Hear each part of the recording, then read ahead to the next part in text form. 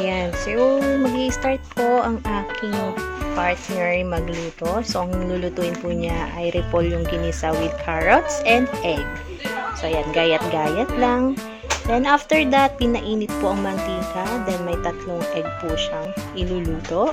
So, yan. Mix-mix lang. Ayan. Biyakin ng 3 itlog. Mix-mix. Ayan. So, magpapainit ng mantika. Di pa pala.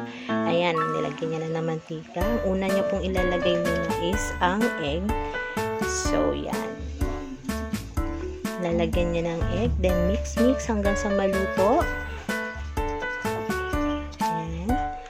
Then, after maluto po yan. Ayan. So, ilalagay po niya yan sa malinis na lalagyan. Ihihiwalay po niya at lalagyan niya po ulit ng mantika. And after that, maglalagay po ng bawang at sibuyas.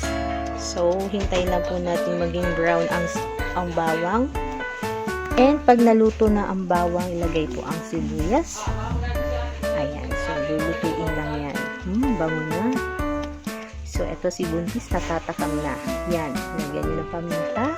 Mix ulit. Alright.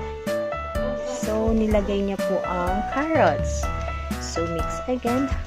Hintay lang po maluto ang carrots. Hindi naman sobrang luto. So, parang half cook lang ang ginawa ng aking asawa. Then, yan. Nilagay na po niya ang repolyo. Ayan. So, dami.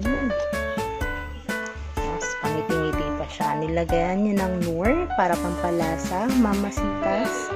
Oyster sauce para lumasa.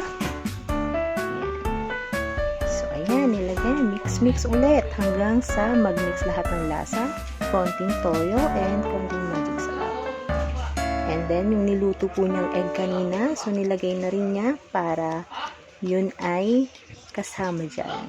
So mix lang, then hintayin hanggang sa maluto, and that's it. Taran! Tikim time!